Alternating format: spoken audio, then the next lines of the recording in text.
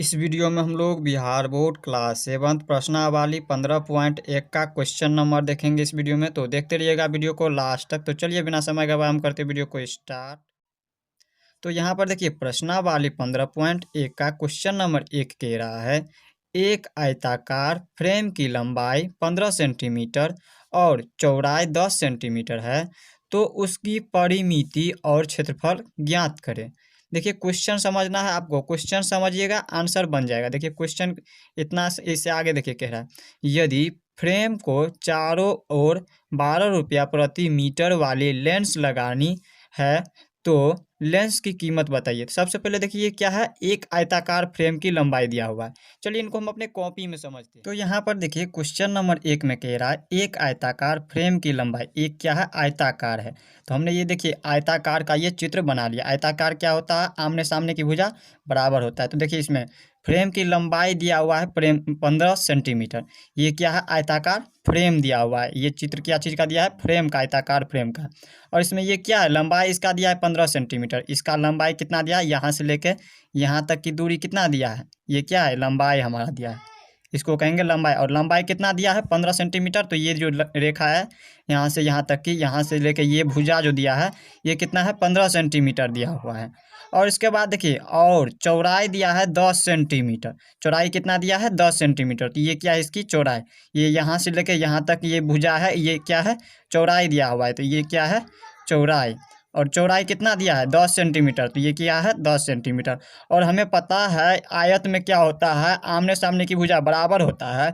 तो अगर ये 15 सेंटीमीटर तो इनके सामने की भुजा ये हो गया 15 सेंटीमीटर।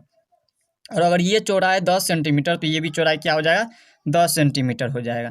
तो इस प्रकार से इसका लंबाई और चौड़ाई क्या है दिया हुआ है। तो इसमें क्या कह रहा है, इसमें कह रहा है परिमिति और क्षेत्रफल ज्ञात करें। तो सबसे पहले क्या करना है आपको, परिमिति ज्ञात करना है और इसके बाद क्षेत्रफल ज्ञात कर लेंगे। तो सबसे पहले हम परिमिति ज्ञात करेंगे। तो इसमें देखिए लंबाई और चौड़ाई है दिया हुआ है, तो हम लिख लेंगे यहाँ पे एक आयताकार फ्रेम की लंबाई 15 सेंटीमीटर है। तो यहाँ पे लिखेंगे आयताकार फ्रेम की लंबाई कितना दिया हुआ है 15 सेंटीमीटर। और इसके बाद चौड़ाई भी दिया हुआ है इसका। तो लिखेंगे आयताकार फ्रेम की चौड़ाई, चौड़ाई कितना दिया 10 सेंटीमीटर। तो लिख देंगे 10 सेंटीमीटर। निकालना क्या है परिमिति और क्षेत्रफल। तो यहाँ पे निकाल लेते हैं हम परिमिति। यहाँ पे लिखेंगे आयताकार फ्रेम की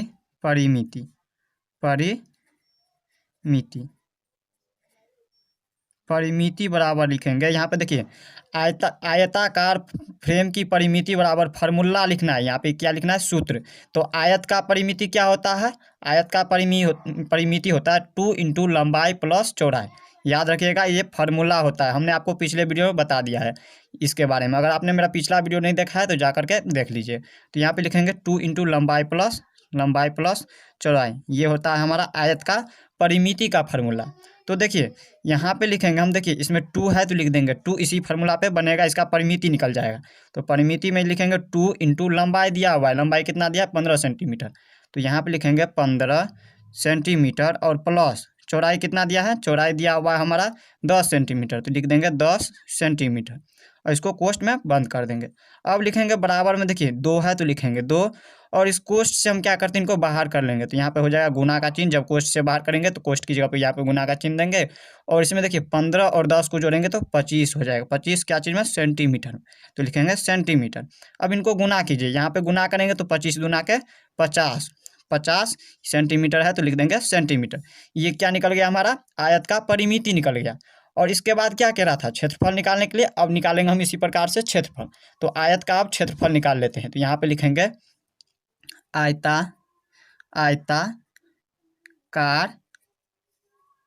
फ्रेम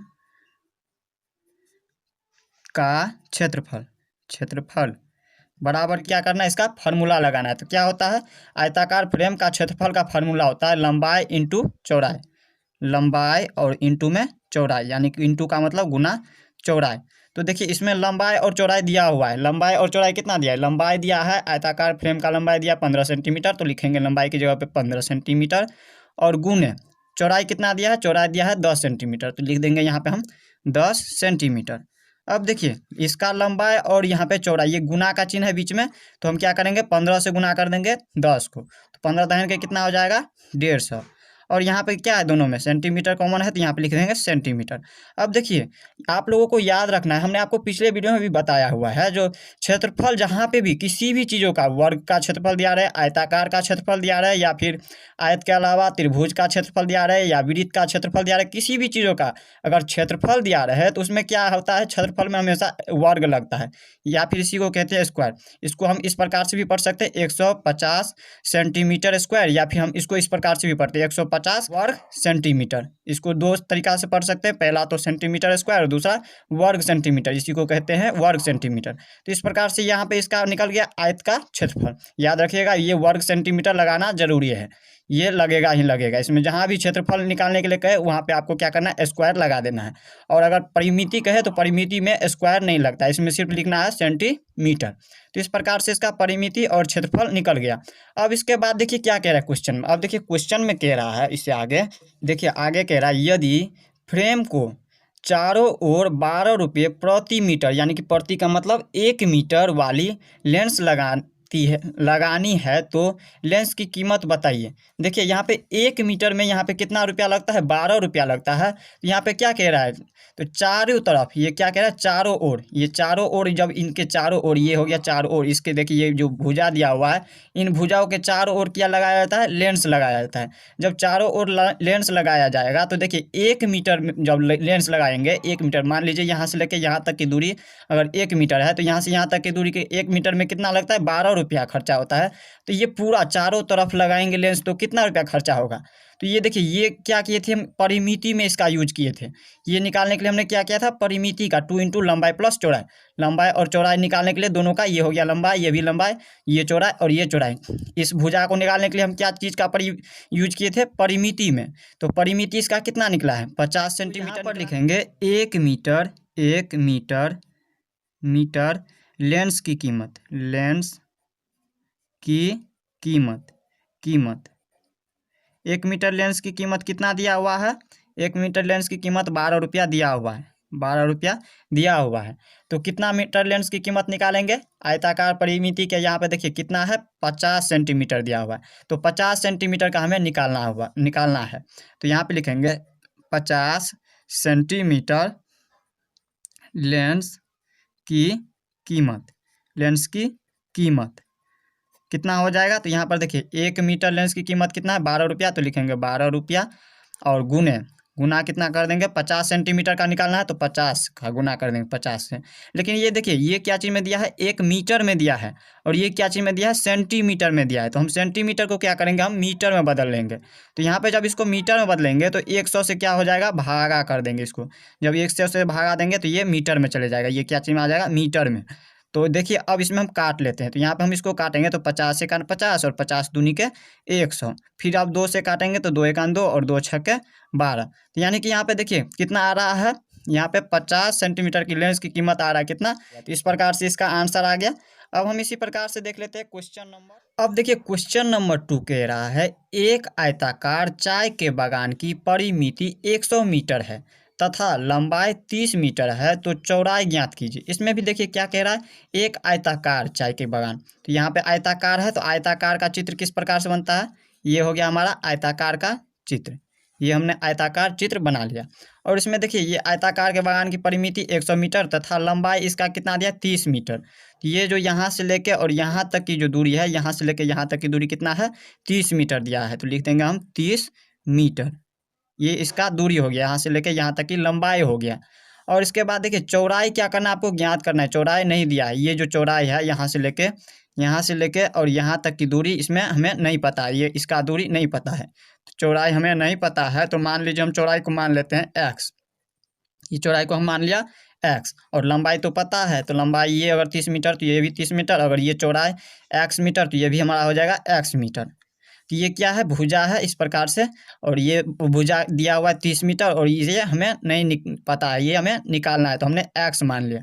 तो यहाँ पर हम लिखेंगे 2 नंबर में, आयताकार चाय के बागान की, आयताकार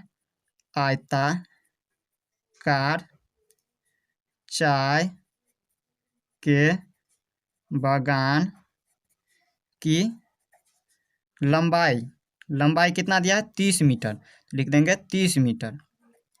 अब इसी प्रकार से यहाँ पे लिखेंगे चौड़ाई, अब निकालना है चौड़ाई, आयताकार चाय के बागान की चौड़ाई हमें नहीं पता है, तो हमने क्या माना है, x माना है चौड़ाई।